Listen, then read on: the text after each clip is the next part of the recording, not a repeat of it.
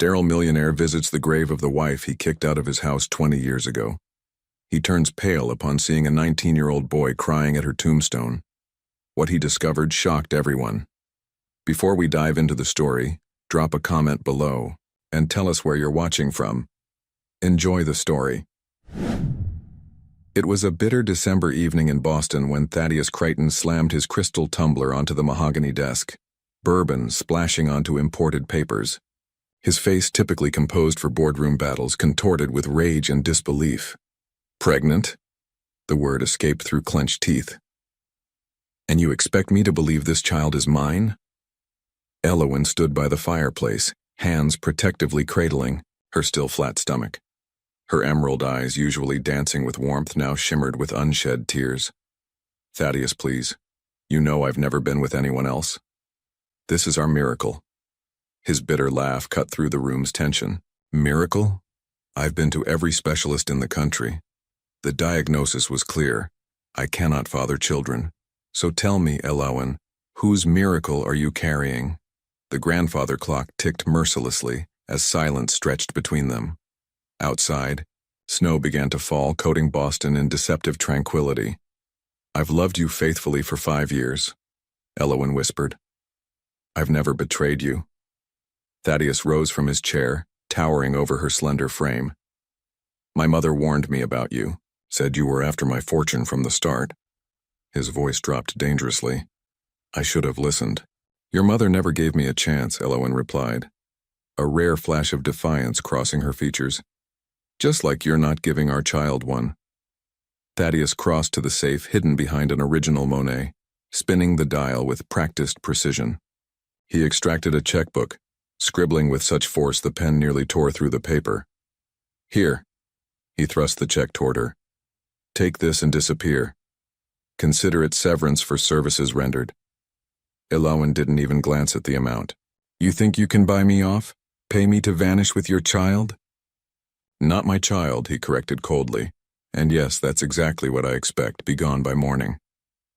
As Elowen turned to leave, dignity somehow intact, Thaddeus added, "If you try to contact me or make any claims about this situation, my lawyers will bury you." The bedroom door closed quietly behind her, a final act of grace she didn't owe him. Thaddeus poured another drink, telling himself the hollow feeling in his chest was righteous anger, not doubt. By dawn, Elowen had vanished from his mansion and his life, taking only a small suitcase and the torn check, ripped to pieces in the wastebasket.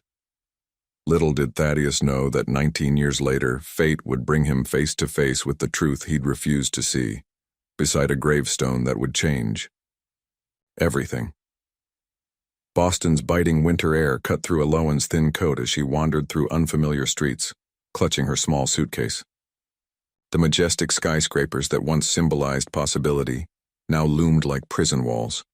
Tears froze on her cheeks before they could fall. $20. That's all she had withdrawn from the ATM before Thaddeus inevitably froze her access to their accounts. No home, no money, and a baby growing inside her, Thaddeus's baby, despite his cruel disbelief. "Think, Elowen," she whispered to herself, breath clouding in the frigid air. "You need to get out of Boston." She thought of her college roommate, Margaret, who lived in Chicago. They'd fallen out of touch, but Margaret had always been kind-hearted. It was a long shot, but the only one she had. At South Station bus terminal, the ticket agent's bored expression didn't change as he quoted the price.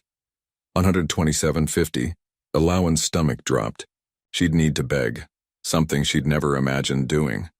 She approached travelers with rehearsed dignity, only to be met with averted gazes and uncomfortable rejections. "Everyone thinks I'm running a scam," she thought bitterly, hunger gnawing at her stomach. "Excuse me, miss, you okay?" An elderly man with weathered hands and kind eyes stood before her. Something in his expression reminded her of her late father. I need to get to Chicago," she stammered. "I have nowhere to go here." He studied her, not with suspicion, but with understanding. "I was homeless once," he said simply. "Lost everything in '87. Someone helped me when nobody else would." He reached into a worn wallet and handed her exact fare. Pay it forward someday, that's all I ask. The warmth of the bus couldn't thaw the numbness inside her. But as Boston disappeared behind her, Elowen allowed herself to breathe. She'd survive this. She had to. 18 hours later, exhausted and disoriented, she stood outside Margaret's apartment building in Chicago's Lincoln Park neighborhood. Her heart pounded as she knocked. The door swung open, revealing Margaret's familiar face, now lined with shock. Elowen. What on earth? I didn't know where else to go, Elowen whispered, voice breaking. Thaddeus threw me out. Margaret's expression softened as she noticed Elowen's protective hand over her stomach. Without a word, she pulled her into a tight embrace. Come inside, Margaret said firmly. You're safe now. The apartment was small but warm, filled with books and colorful throws. Margaret made tea while Elowen explained everything. The pregnancy, Thaddeus's accusations, her abrupt homelessness. That bastard, Margaret muttered. You deserve so much better. For the first time that day, Elowen's shoulders relaxed. I don't know what to do, Maggie. I have nothing. Margaret reached across the table, squeezing her hand. You have me, and you have that baby. We'll figure this out together. That night, curled under borrowed blankets on Margaret's sofa, Elowen whispered to her unborn child, We're going to be okay. I promise you that. She didn't know how yet, but somewhere between Boston and Chicago, determination had replaced despair. Thaddeus had taken everything except what mattered most, her dignity and the precious life growing inside her. Elowen stared at her reflection in Margaret's bathroom mirror, her hand resting on the slight curve of her stomach that had begun to show in the past few weeks. She looked different, thinner in the face, her eyes carrying a new wariness, but there was something else too. A quiet resolve. You can't hide in my apartment forever, Margaret had told her gently that morning over breakfast. Not that I mind, having you here, but you need your own life, Elle, for yourself and for the baby. She was right. 3 weeks had passed since Elowen had arrived in Chicago, and while Margaret's generosity had been a lifeline, Elowen knew she couldn't build a future on borrowed space and borrowed time. The classified section of the Chicago Tribune lay open on the kitchen table, circled listings creating a roadmap of possibilities. Elowen had been methodically calling each one, only to hear the same responses. No experience, positions filled, or the hesitant pause when she mentioned she was pregnant. Don't give up, Margaret encouraged, squeezing her shoulder before leaving, for her teaching job. Something will work out. By afternoon, Elowen had worked up the courage to walk into Sullivan's Diner, a modest establishment with a help wanted sign perpetually displayed in its window. The bell chimed as she entered, the scent of coffee and grilled onions filling her senses. What can I get you? Asked a stern-looking woman behind the counter, her gray hair pulled into a tight bun. Actually, Elowen cleared her throat. I'm here about the job. The woman, Nancy Sullivan, as Elowen would later learn, gave her a critical once-over, eyes lingering momentarily on Elowen's midsection. Ever worked in food service before? No, Elowen admitted. But I'm a fast learner and She paused, swallowing her pride. I really need this job. Nancy wiped her hands on her apron. It's hard work. Customers can be demanding. Pay's not great. I understand. When can you start? The simple question nearly brought tears to Elowen's eyes. Immediately, Nancy nodded curtly. Tomorrow, 6 a.m., don't be late.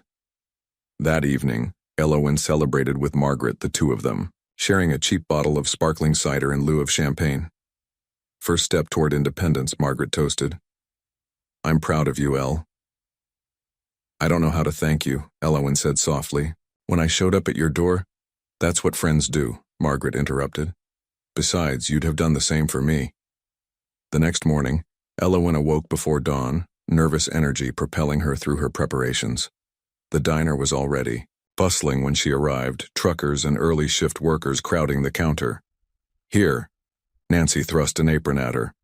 Tables 7 through 14 are yours. Coffee's always fresh, specials are on the board, and don't let anyone talk down to you. The learning curve was steep. Elowen dropped a tray of dishes, mixed up orders, and endured the impatience of hungry customers. By mid-morning, her feet ached and her back screamed in protest, but she refused to show weakness. During a rare lull, Nancy appeared beside her as she refilled salt shakers. "You're doing better than I expected," she said. It wasn't exactly effusive praise, but Elowen felt a small glow of accomplishment. "Thank you for giving me a chance," she replied. Nancy's eyes softened slightly. "How far along are you?" "Almost 4 months." Nancy nodded thoughtfully. "My sister's an OB nurse at County. I'll get you her information. You'll need prenatal care." The unexpected kindness brought a lump to Elowen's throat. "I appreciate that." Days melted into weeks and a routine emerged. Elowen worked morning shifts at Sullivan's, saving every dollar possible. Her small tips went into a mason jar labeled Baby, Fund in Margaret's neat handwriting. At night, she scoured community newsletters for resources, secondhand baby furniture, free clinics, parenting classes. On her first day off, Elowen visited the Chicago Women's Resource Center, where a counselor named Regina helped her apply for emergency medical assistance and connected her with a support group for single mothers.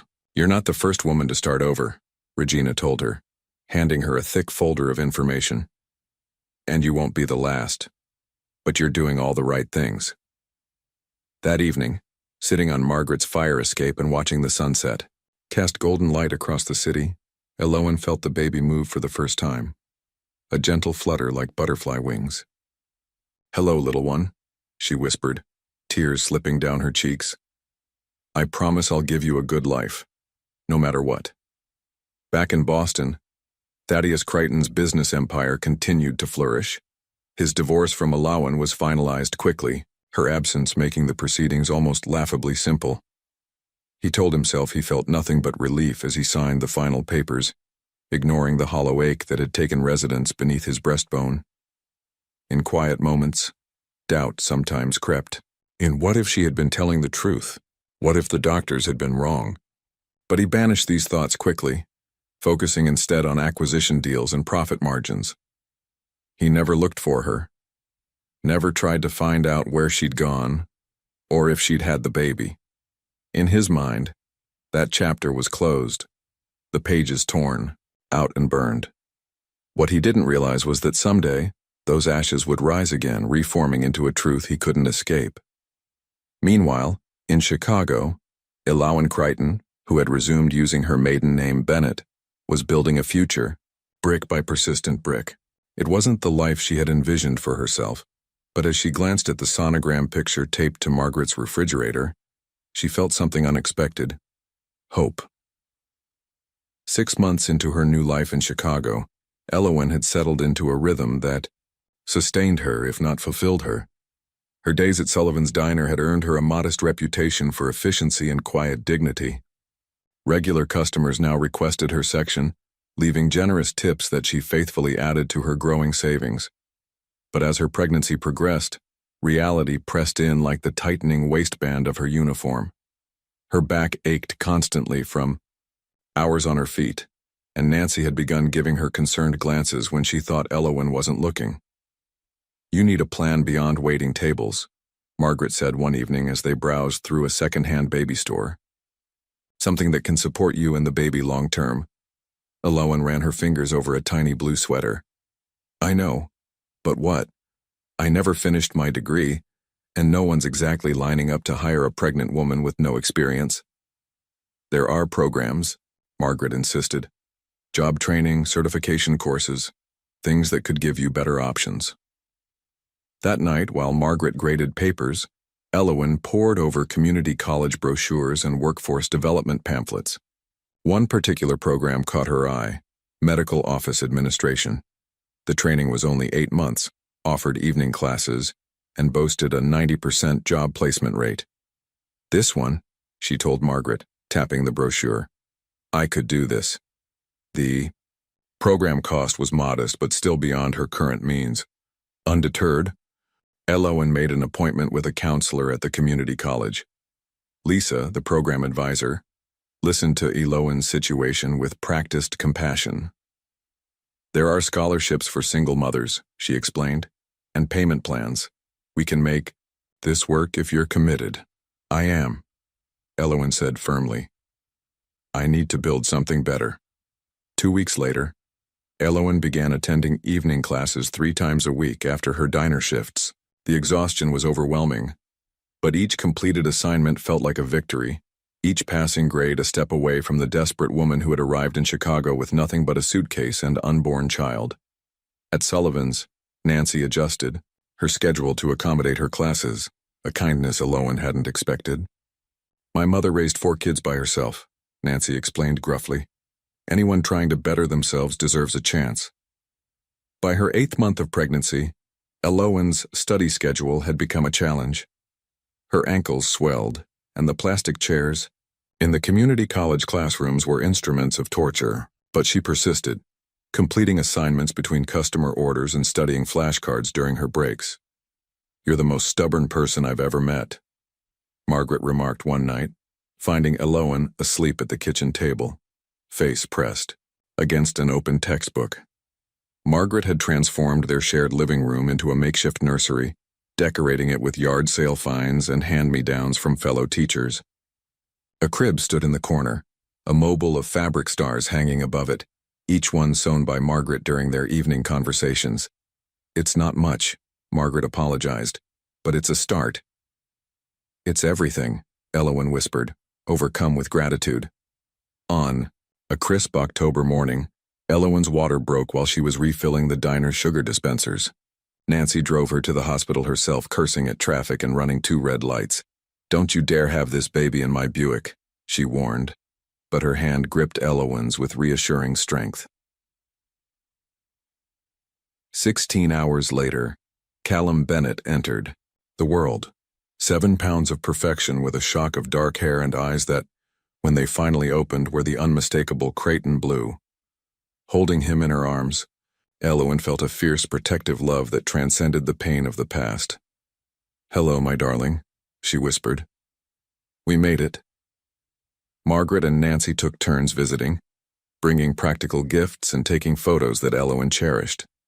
There were no grandparents cooing over the new arrival, no proud father passing out cigars. But there was love, abundant and fierce. Across the country, oblivious to his son's birth, Thaddeus Creighton closed a record-breaking real estate deal and celebrated alone in his penthouse office, ignoring the persistent emptiness that success could never seem to fill. The winter after Callum's birth was the coldest Chicago had seen in decades. Elowen would bundle her son in layers of second-hand clothing before venturing out to her classes, grateful that Nancy had allowed her to return to the diner on a reduced schedule. Between work, school, and motherhood, sleep became a luxury she rarely afforded herself. On particularly brutal evenings, Margaret would insist on watching Callum so Elowen could attend her classes without dragging the infant through the snow. These moments of separation, though practical, tore at Elowen's heart. He won't even remember you were gone, Margaret reassured her. And you're doing this for him. Elowen knew she was right, but the guilt persisted, a familiar companion in her new life. It whispered that she wasn't enough, couldn't provide enough, should somehow be more than what she was. In quiet moments, she wondered if this was how single mothers had felt throughout history, constantly divided, perpetually inadequate. Yet, there were moments of pure joy that made everything worthwhile. Callum's first smile, a gummy, lopsided grin that appeared one morning as she sang to him while changing his diaper. His fascination with the dust motes dancing in sunlight. The weight of his small body against her chest as he slept, perfect and trusting. One evening, while studying for her final exams, Elowen sat with Callum in her lap, bouncing him gently while trying to memorize medical billing codes. Frustrated by her divided attention, he began to fuss, his little face screwing, up in preparation for a full-throated wail. Shh, shh, Cal, she murmured, setting aside her flashcards. I know. Mama's right here. She lifted him to her shoulder, patting his back rhythmically, when suddenly she felt his tiny hand pat her shoulder in return, deliberately, mimicking her motion. Something about this small gesture, this first communication of "I hear you, I'm responding to you," broke through her exhaustion and tears spilled down her cheeks. "Oh, Cal," she whispered, "you and me, we're going to be just fine." That night, she wrote in the Weir journal she'd been keeping since his birth, "Today my son reached back for me. It was such a small thing, but it felt enormous.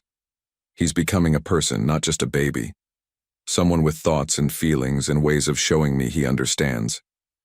I wonder if this is how all parents feel. This wonder, this terror, this overwhelming love. Does Thaddeus ever wonder about us? Does he ever feel the emptiness of what he's missing? I hope someday Callum won't feel that emptiness too deeply. I hope being loved by me will be enough." As winter melted into spring, Allowan's determination hardened into something unbreakable.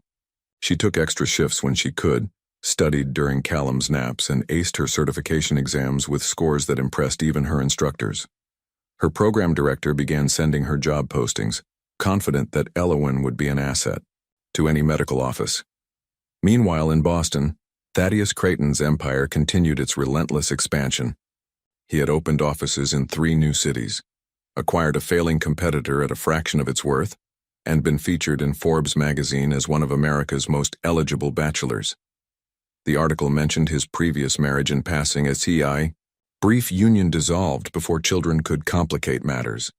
Reading this in his office late one night, Thaddeus felt an unexpected pang. He hadn't allowed himself to think of Elowen in months, had trained himself to skip over memories of their life together like commercials during a television program.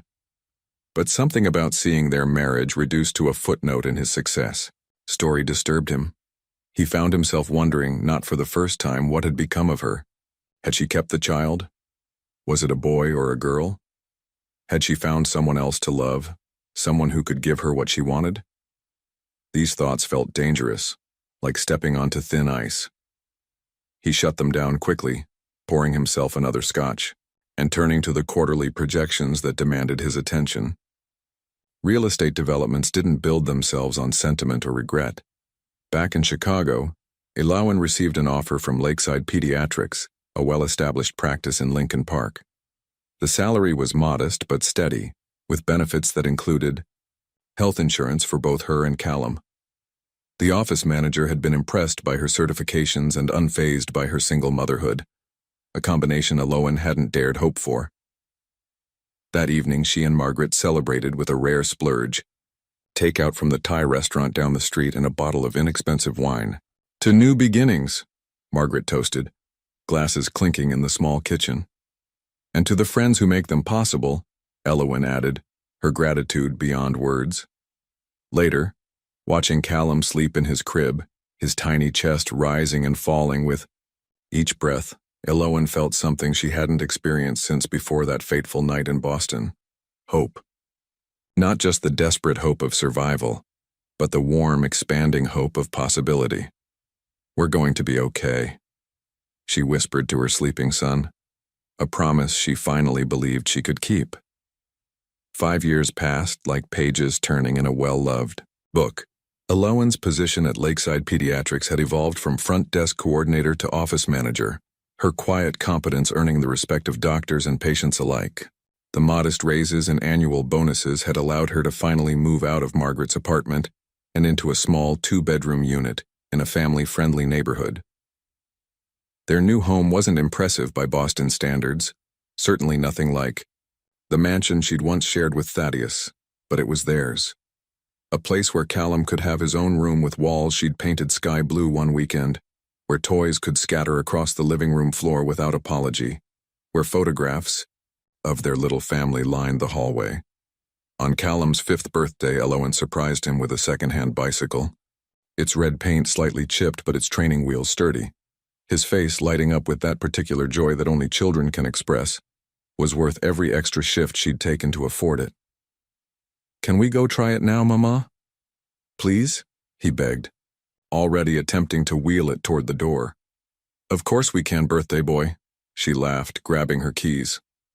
At the park, she watched him pedal unsteadily along the pathway, his dark hair, so like hers, ruffling in the breeze.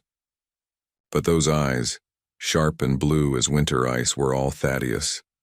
Sometimes it took her breath away, seeing his father looking back at her through Callum's innocent gaze. "Watch me, Mama," he called, gaining confidence with each wobbly circuit.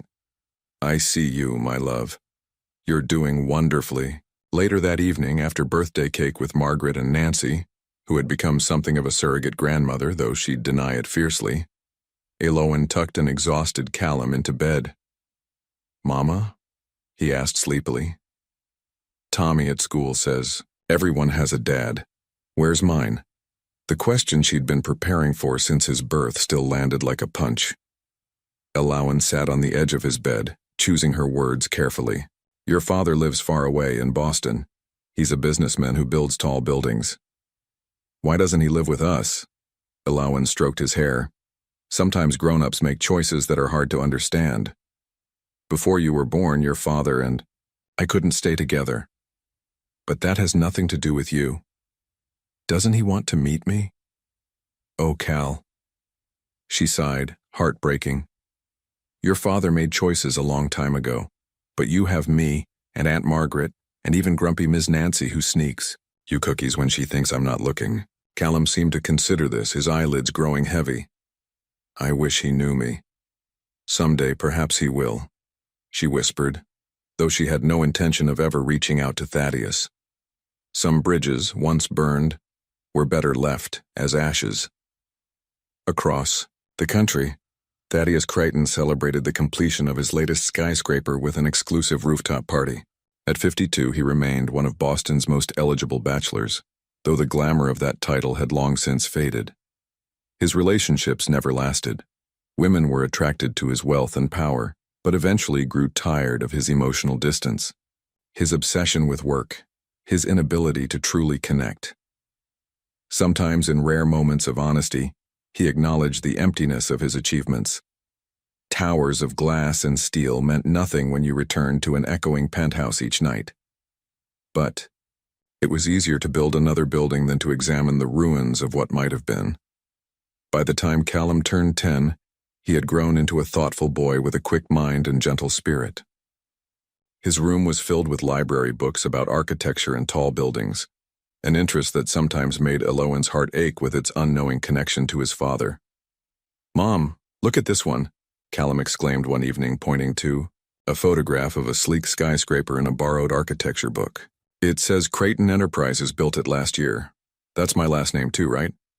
Before you changed it back to Bennett?" Elowen paused, feeling the familiar tightness in her chest whenever Thaddeus edged into their conversations. "Yes, that was my married name. So my dad built this?" His blue eyes, so achingly familiar, lit up with unexpected pride. "His company did," she answered carefully. "Your father is successful in business." Callum studied the building's image thoughtfully. "Do you think he builds models first?" "I could do that. Ms. Wilson says I'm good at my science projects." Elowen smiled, ruffling his hair. "You're good at everything you set your mind to, Cal. That comes from both of us." These moments, the innocent questions, the natural curiosity, about half his heritage, never got easier. But Elowen had made a promise to herself long ago. She would never lie to Callum about Thaddeus, nor would she poison him with bitterness. The story she told was simplified but true. His father had doubted he was his, had made choices that separated them, lived a different life far away. What she kept to herself were the darker details. How Thaddeus had cruelly dismissed her. How he'd accused her of infidelity. How he'd offered money to make her disappear. Some truths were too heavy for a child's shoulders. Despite, or perhaps because of, Thaddeus's absence, Elowen was determined that Callum would grow up understanding the values that truly mattered. She taught him through example, working diligently, treating others with kindness, finding joy in simple pleasures. Their Saturday routine became sacred. Volunteering at the local animal shelter in the morning, Callum's gentle way with nervous dogs was remarkable, then to the farmer's market for fresh vegetables, an afternoon spent cooking together or visiting museums with discount passes from the library. Money remained tight, but Elowen managed it carefully. Callum's school clothes came from thrift stores, but were always clean and well-mended. Birthday parties were small but creative. Christmas presents might be few, but they were chosen with thoughtful care. When Callum's school assigned a family tree project, Elowen helped him place Thaddeus's name on the appropriate branch, along with unknown for Thaddeus's parents. She had never met them, had only heard cold stories from a husband who rarely spoke of his childhood. "Maybe someday I'll meet him," Callum said matter-of-factly as they worked on the project. "And then I can fill in more branches." Elowen's hand faltered, smudging a pencil line. "Maybe," she said, not wanting to crush his hope while knowing how unlikely such a meeting would be. "But you know, Cal, families aren't just about branches on trees. They're about who loves you, who shows up, who makes your life better by being in it." "Like Aunt Margaret and Ms. Nancy?" "Exactly like them," she smiled, grateful for the family they had built from friendship rather than blood. That night, watching Callum sleep, Elowen marveled at how completely this child had changed her. Before him, she had been a woman defined by what she'd lost. After him, she became someone defined by what she'd found, strength she never knew she possessed, joy in the smallest moments, purpose beyond herself. Whatever Thaddeus might be building in Boston, it couldn't compare to what she was building here, a human being with both compassion and courage, a boy who might someday become the kind of man his father had never been. The acceptance letter arrived on a Tuesday afternoon, the Columbia University insignia crisp against the heavy cream envelope. Elowen stared at it, balanced on their kitchen counter, waiting for Callum to return from his final day of high school. 19 years had passed since she'd fled Boston with nothing. Now her son, brilliant, kind-hearted Callum, stood on the threshold of possibilities she'd once only dreamed of providing for him. When the front door finally opened, Elowen's heart quickened. Callum appeared, all 6 feet of him, looking so grown up in his faded jeans and flannel shirt that sometimes she still couldn't believe it. "It came," she said simply, nodding toward the envelope. Callum froze, his blue eyes, those inescapable Creighton eyes, widening. "Is that?" "Columbia," she confirmed. "Your first choice." His hands trembled slightly as he picked up the envelope. "I can't open it. You do it." Elowen shook her head. "This is your moment, Cal, whatever it says." She watched as he tore the seal, unfolded the letter, his expression shifting from tension to disbelief to pure joy. "I got in," he whispered. "Full scholarship." The pride that surged through Elowen was overwhelming. This brilliant young man, her son, had earned his way into one of the country's most prestigious universities, not through family connections or wealth, but through his own merit. "I knew you could do it," she said, voice thick with emotion as she hugged him. "I've always known." Later that evening, after the initial excitement had settled, after calls to Margaret and Nancy sharing the news, after a celebratory dinner of Callum's favorite pasta, the reality began to sink in. Columbia was in New York, not Boston, but still the East Coast. Still closer to Thaddeus than Callum had ever been. "You know," Callum said quietly as they washed dishes together. "I looked it up. Creighton Enterprises has offices in New York." Elowen's hand stilled in the soapy water. "Cal, I'm not saying I'll contact him," he continued carefully. I thought you should know I'm aware." She nodded, resuming her task with deliberate focus. "It's your life, Cal. Your choice. You're old enough to make your own decisions about that. Would it hurt you if I did? Try to meet him someday?" The question hung between them, honest and unavoidable. Elowen dried her hand slowly, turning to face her son. "Nothing could change how much I love you," she said finally. "And nothing could change how proud I am of the person you've become. That said, I can't pretend it wouldn't be complicated for me." Callum nodded, understanding passing between them. "I don't even know if I want to. I just feel like there's this blank space." "I know," she whispered, cupping his cheek. I've tried to fill it as best I could." "You did," he said fiercely. "You filled it with everything important."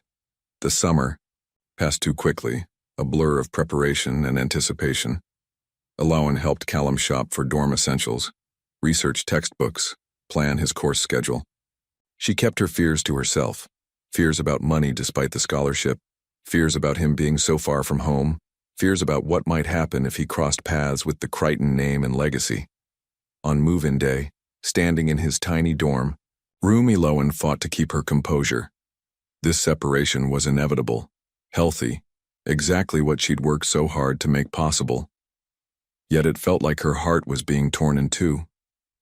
"Call me anytime," she said, straightening his bedspread, unnecessarily, day or night. "I will, Mom," he promised, patient with her fussing. Their goodbye in front of the residence hall was brief. Callum was eager to begin his new chapter, and Alawan determined not to burden him with her emotions. Only later, alone on the train, back to Chicago, did she allow herself to cry. Quiet tears for all they'd overcome together and for the uncertain future that awaited him in a city where his father's name adorned buildings like flags of conquest. Columbia University buzzed with autumn energy as Callum settled into his first semester. His architectural design course quickly became his favorite, his natural talent earning praise from professors who didn't know the irony of his innate understanding of structural principles. On a brisk October afternoon, Callum was walking through Lower Manhattan with his roommate Tyler when he stopped abruptly, his attention caught by a massive gleaming tower. "Whoa," said Tyler, following his gaze. "Impressive, right? That's the Crichton Financial Center. Just finished last year." Callum stood frozen, staring at his father's name emblazoned in sleek metal letters across the entrance. "Yeah," he managed. "Impressive. You okay, man? You look like you've seen a ghost." "Something like that," Callum murmured. That night, alone in his dorm room, Callum opened his laptop and typed Thaddeus Crichton into the search bar. He'd done this before, of course, but always furtively, always with a sense of betraying his mother. This time felt different, more urgent, more necessary. The search results cascaded across his screen. Forbes profiles, Wall Street Journal interviews, real estate development news. Images showed a distinguished man in his 60s, silver-haired and sharp-eyed, always impeccably dressed, often alone despite being photographed at social events. An article from Boston Business Monthly caught his attention. Thaddeus Crichton, the solitary empire builder. He clicked, scanning the profile that painted his father as brilliant but isolated, respected but feared, successful but seemingly unfulfilled. Despite 2 failed marriages, the article noted, Crichton remains childless with no apparent heir to his considerable fortune. Childless. The word struck Callum like a physical blow. He existed, yet in the official narrative of Thaddeus Crichton's life, he didn't. Further research revealed Crichton Enterprises had offices just 15 blocks from his dormitory. The proximity felt both terrifying and magnetic, as if some invisible force was pulling them into the same orbit after years of separation. The next morning, Callum found himself walking past the Crichton building, studying the people entering and exiting, wondering if any of them knew his father personally, wondering if they would see the resemblance if they looked at him closely enough. He continued this routine for days, drawn back repeatedly, gathering courage. He told no one, not Tyler, not his new college friends, and certainly not his mother, during their regular phone calls. "How are classes?" Alawan would ask, and he'd describe his projects in detail, omitting the fact that he was designing them with techniques he'd gleaned from studying his father's buildings. "Are you eating properly?" She'd worry, and he'd assure her about dining hall meals, not mentioning that he'd lost his appetite since discovering the Crichton building. Finally, on a rain-soaked Friday, Callum made a decision. Dressed in his best clothes, dark jeans, a button-down shirt, and the blazer his mother had saved for months to buy him as a graduation gift, he entered the Crichton Enterprises lobby. The interior was exactly what he'd imagined: soaring ceilings, marble floors, Tasteful artwork that probably cost more than his mother's annual salary. At the reception desk, a polished woman in her 40s looked up expectantly. "May I help you?" she asked. Callum's heart thundered in his chest, blood rushing in his ears. He thought of his mother, of her sacrifices, of her quiet strength. He thought of the blank spaces in his family tree, the questions that had haunted him since childhood. He thought of the man whose name adorned this building, whose blood ran in his veins, whose rejection had shaped his life from before he was born. "Yes," he said, finding his voice at last. "I need to see Thaddeus Crichton." Her perfectly shaped eyebrow arched. "Do you have an appointment?" "No," Callum admitted, "but he'll want to see me." "And you are." Callum straightened, the weight of 19 years settling onto his shoulders as he spoke the words he'd never said aloud before. "I'm his son." The receptionist's professional mask slipped momentarily, her eyes widening before she regained composure. "I'll see if Mr. Crichton is available. Your name, please?" "Callum Bennett." She disappeared through sleek glass doors, leaving Callum alone with his thundering heartbeat. The lobby's hushed atmosphere felt suffocating. Business people passed through, their curious glances making him acutely aware of his youth, his outsider status. Minutes stretched agonizingly before the doors reopened. A security officer emerged, tall, stern-faced, with an earpiece and dark suit. "Mr. Crichton will see you," he said without emotion. "Follow me." Callum's legs felt wooden as he followed the man through a maze of corridors and past curious employees. They reached an elevator requiring a key card, ascending silently to the top floor. The executive suite occupied the entire level, minimalist, powerful, with floor-to-ceiling windows showcasing Manhattan's skyline. At the far end, behind a massive desk of dark wood, sat Thaddeus Crichton. Seeing him in person, not in photographs or imagination, knocked the air from Callum's lungs. The resemblance was undeniable. The same jawline, the same piercing blue eyes, even the way his hands rested on the desk. Fingers splayed slightly, commanding space. Time seemed suspended as father and son regarded each other across the expanse of gleaming hardwood and unspoken history. "Leave us," Thaddeus instructed the security officer, who nodded and retreated silently. When they were alone, Thaddeus spoke first, his voice controlled but with an underlying tension. "My receptionist says you claim to be my son." Callum swallowed, finding his voice. "I am your son." "I don't have a son." "Because you chose not to," Callum replied, stronger now. "My mother is Elowen Bennett. You knew her as Elowen Crichton before you threw her out 19 years ago for being pregnant with me." Thaddeus's expression remained impassive, but something flickered in his eyes. Recognition, perhaps. Or calculation. "What do you want?" "Money?" The question stung more than Callum had anticipated. "I don't want your money. I'm here on full scholarship, at Columbia." "Then what? Some kind of recognition, family connection?" Callum moved closer to the desk, studying the man who had contributed half his DNA yet remained a stranger. "I wanted to see you, to understand how someone could abandon their own child without a second thought." Thaddeus rose slowly, walking to the window. For a moment he seemed to age before Callum's eyes, his shoulders carrying an invisible weight. "You think I never thought about it?" he asked quietly. "Never wondered?"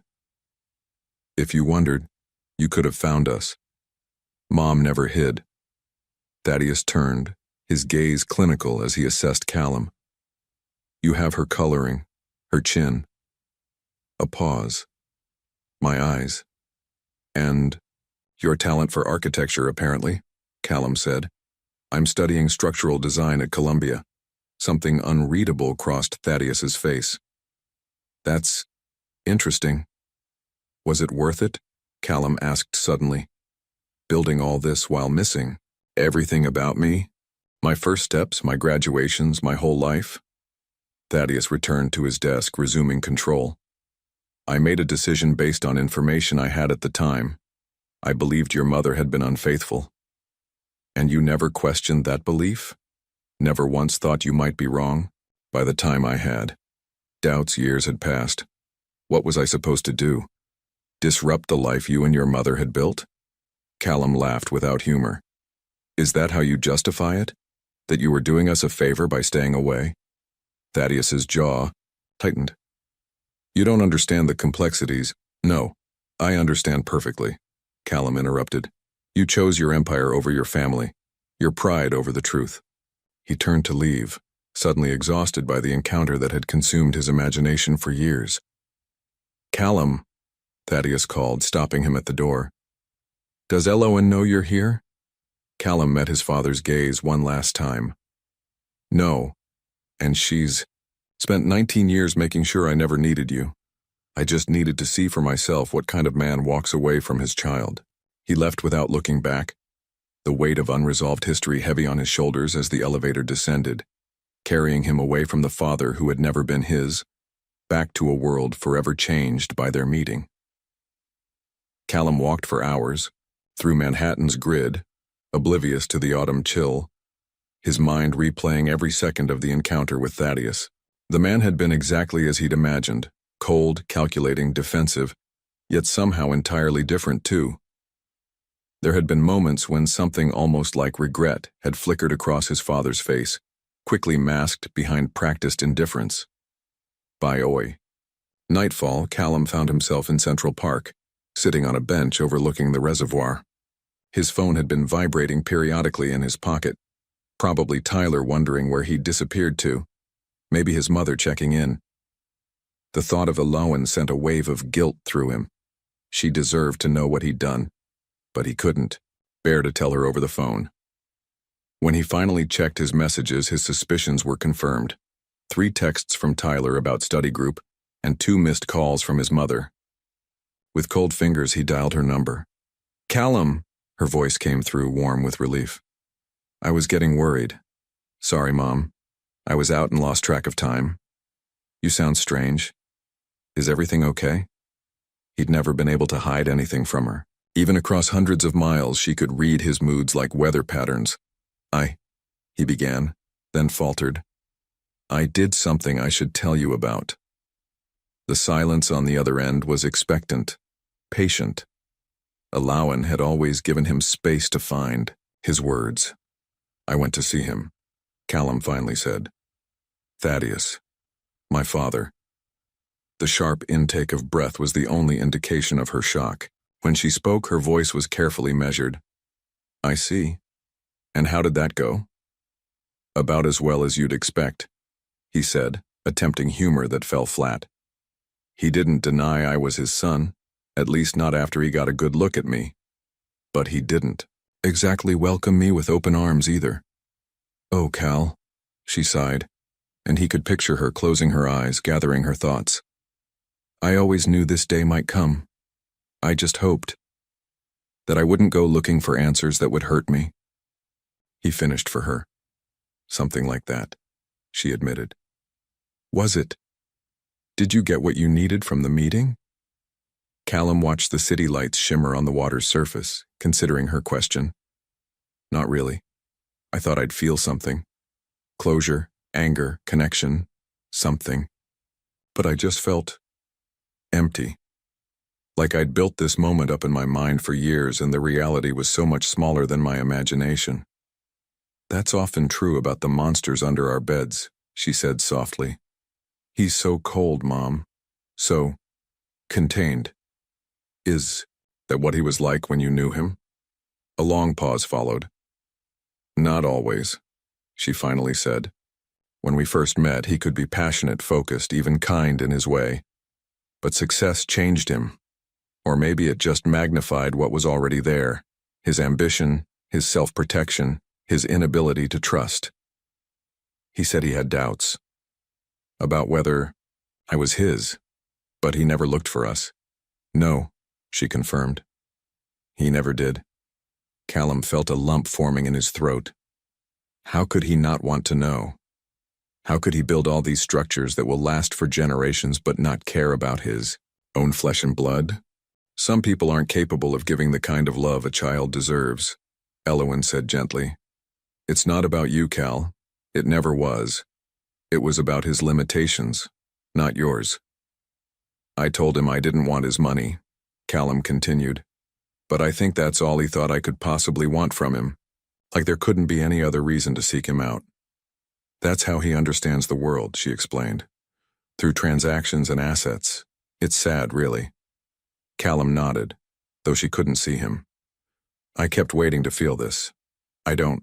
No cosmic connection.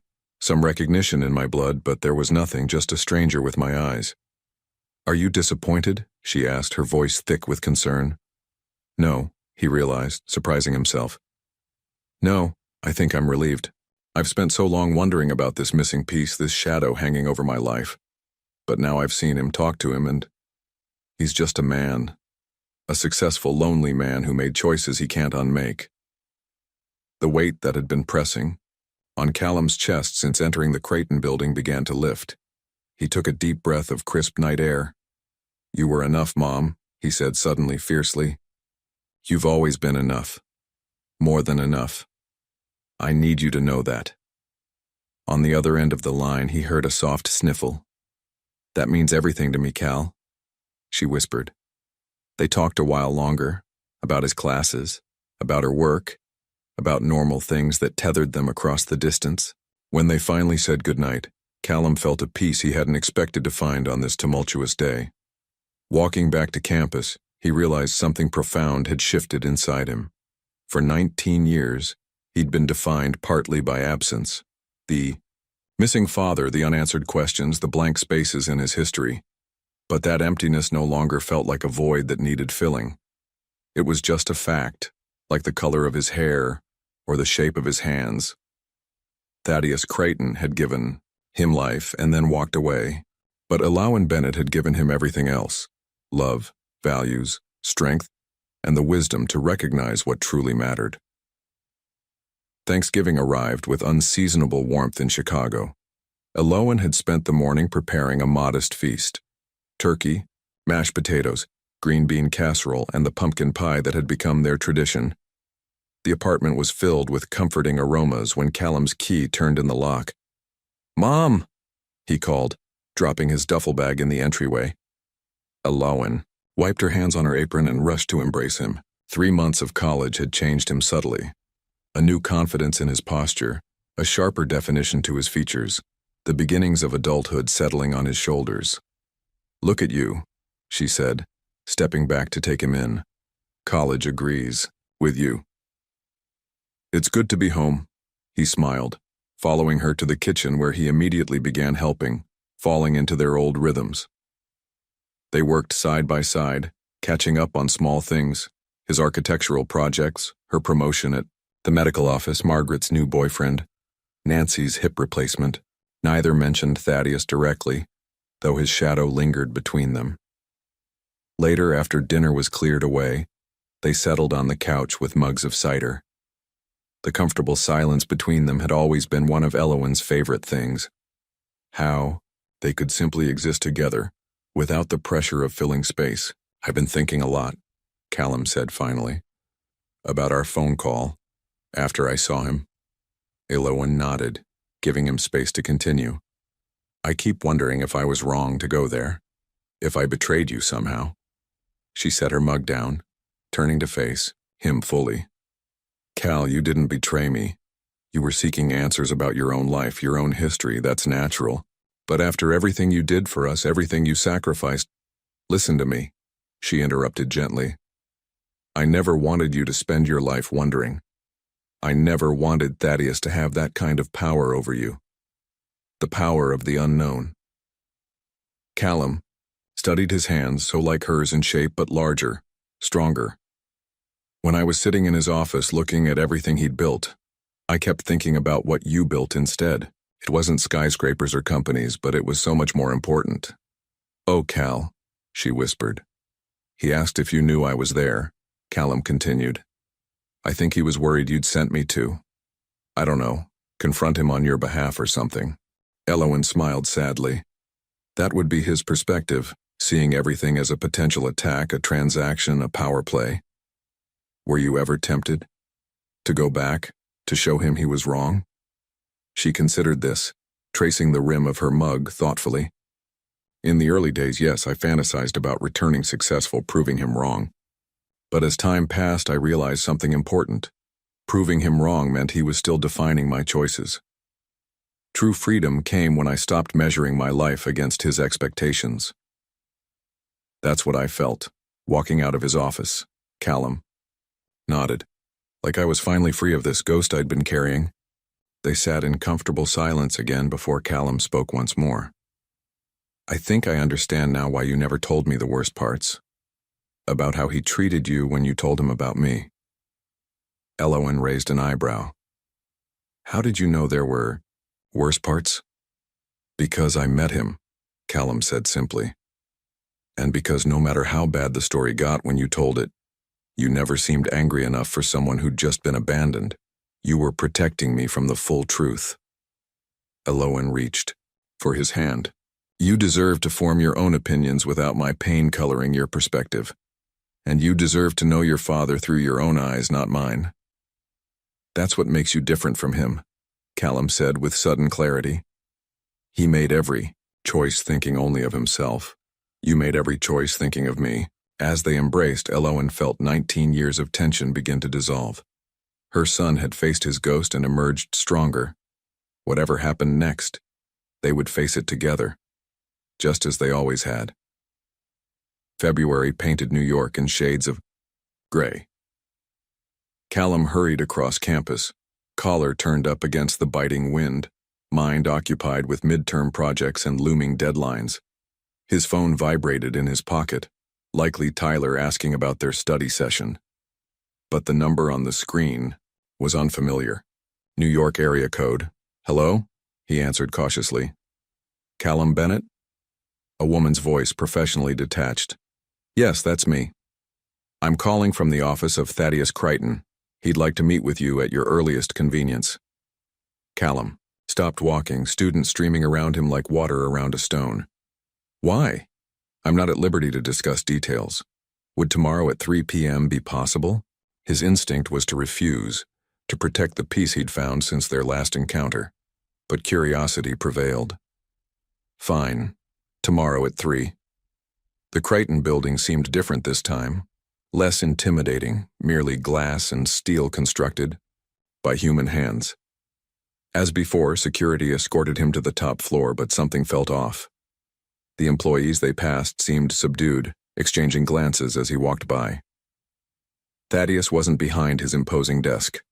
Instead, Callum found him by the window, gazing out at the skyline, looking somehow diminished.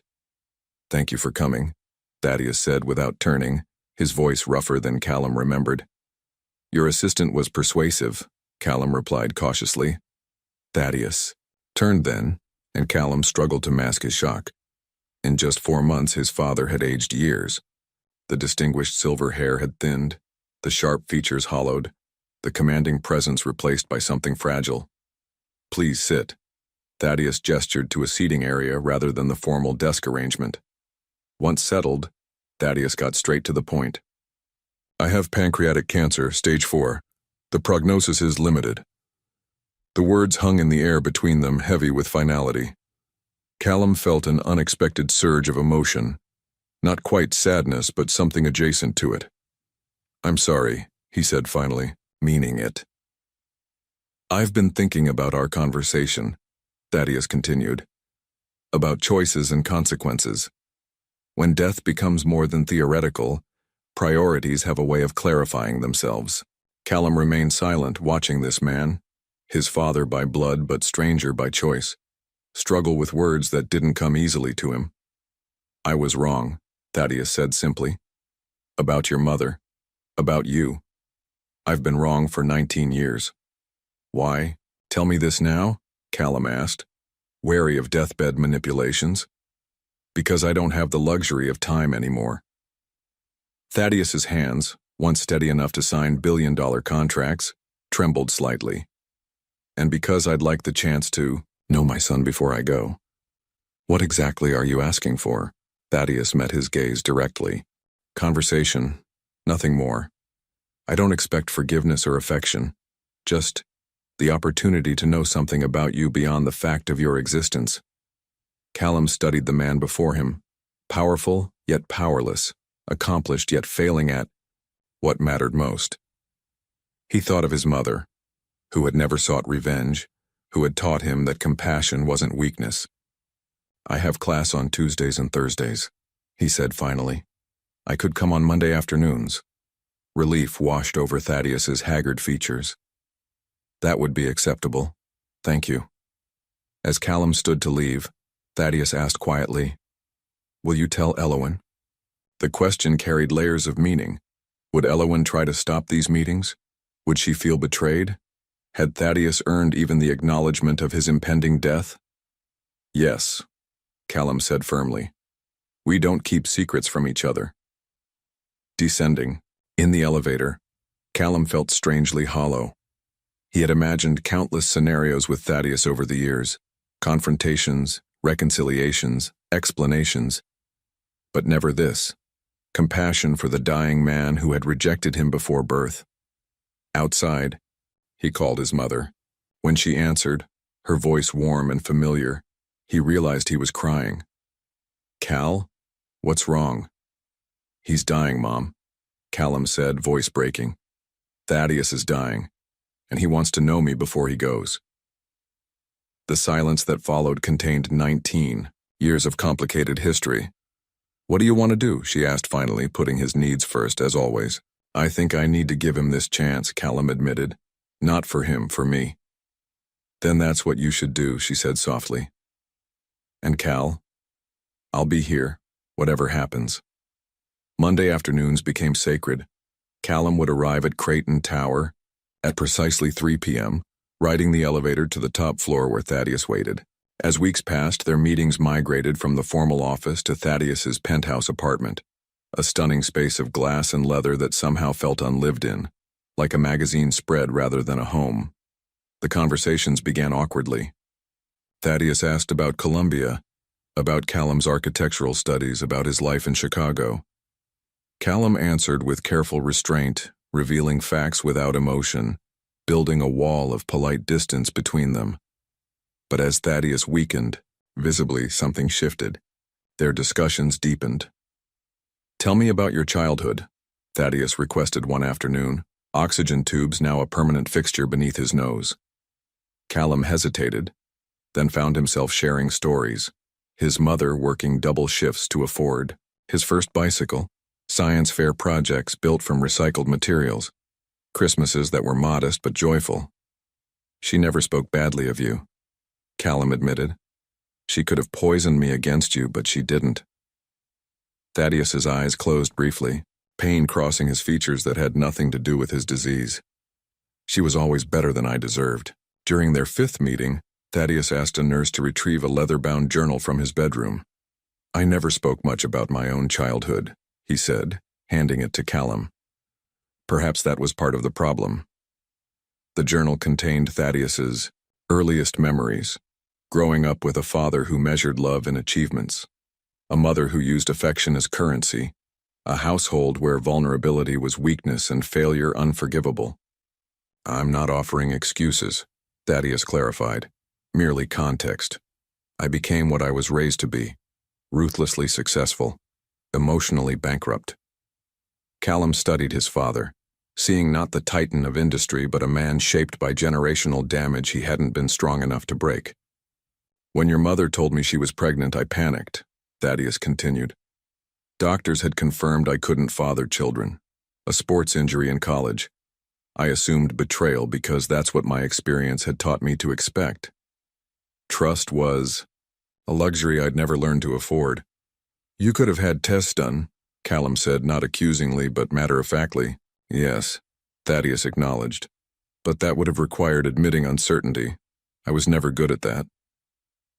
As March turned to April, Thaddeus declined rapidly.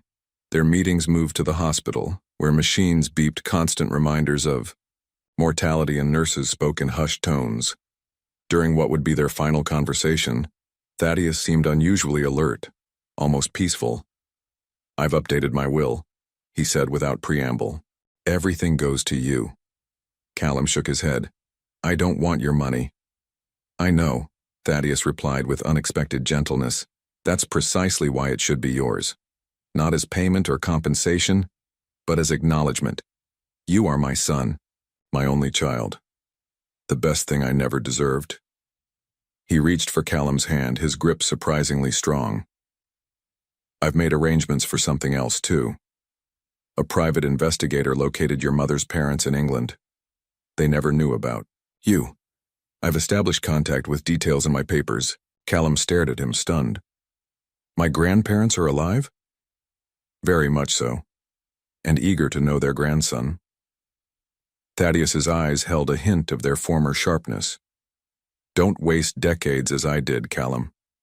Time is the one commodity no wealth can purchase. That evening, as Callum prepared to leave, Thaddeus spoke once more. I never said these words to anyone and meant them, he murmured, consciousness fading. But I am sorry, Callum. Truly sorry. Callum squeezed his father's hand gently. I know, he whispered. Rest now.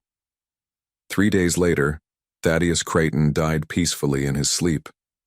The man who had spent a lifetime building monuments to his own legacy found his most meaningful connection in his final days, with the son he had once rejected but ultimately recognized as his greatest potential legacy. The cemetery overlooked Boston Harbor, ancient trees standing sentinel over generations of the city's elite. Elowen stood beside Callum as Thaddeus's casket was lowered into the ground, her face composed, her hand steady in her son's grasp. She had flown in for the funeral at Callum's request, not for Thaddeus, but for the young man who needed to properly close this chapter of his life. The service had been well attended by business associates and acquaintances, but noticeably absent of tears or genuine grief. A life built on transactions had yielded relationships of the same nature. As the last mourners dispersed, Callum and Elowen remained, watching groundskeepers begin their work. Are you okay? She asked softly. I think so, he nodded. It's strange. I barely knew him, yet I feel this loss. You're mourning what could have been as much as what was, she said. That's natural. They walked slowly through the cemetery, past elaborate family mausoleums and marble angels, until they reached another grave, simpler, with fresh flowers already placed upon it. Elowen Marie Bennett, beloved daughter, 1976. 2017. Callum knelt beside the headstone, placing the white roses they had brought. I still can't believe she died before I could meet her, he said quietly. Elowen squeezed his shoulder. Your grandmother would have adored you, Cal. She was kind, stubborn, and fiercely independent, just like you. After Thaddeus's revelation about her parents, Elowen had reconnected with her estranged family in England, healing wounds decades old. Learning her mother had passed just 2 years earlier had been painful, but discovering her father was alive and longing to meet his grandson had brought unexpected joy. Grandfather arrives tomorrow, Callum said, rising. He's eager to show us the family home in the countryside. It feels like everything's coming full circle, Elowen observed, connecting past to present in ways I never imagined possible. They left the cemetery in companionable silence, driving to the reading of Thaddeus's will. The lawyer's office was predictably austere, the proceedings formal. As promised, Thaddeus had left everything to Callum: the business empire, properties, worldwide investments, art collections, a fortune built over decades. What will you do with it all? Elowen asked later as they walked along Boston Harbor, the city skyline glittering across the water. Callum considered, watching boats sway gently at their moorings. I've been thinking about establishing a foundation for single parents pursuing education, providing scholarships, childcare, housing stipends, the things that would have helped you. Elowen's eyes shimmered with tears. That's beautiful, Cal. And I want to create an architectural scholarship at Columbia, one based on merit rather than connections. He paused. I thought we could name it after both of you, the Creighton Bennett Fellowship. The symbolism wasn't lost on Elowen, the joining of names that had once been torn apart, creating something meaningful from a painful history. As sunset painted the harbor in amber and gold, Callum reached for his mother's hand. I spent so long wondering about him, resenting his absence, but if he'd stayed, if he'd been different, My whole life would have unfolded differently too. For better or worse, Alawan agreed. I think I'm finally at peace with it, Callum said. With all of it. His rejection led to your strength. Your struggle gave me values money couldn't buy. Even his late acknowledgement has created opportunities to help others. Alawan wrapped her arm around her son's waist, leaning into his solid presence. From the moment I knew you existed, you gave my life purpose, she said simply. Everything else, the hardships, the victories, even this unexpected inheritance, it's all just been part of our journey together.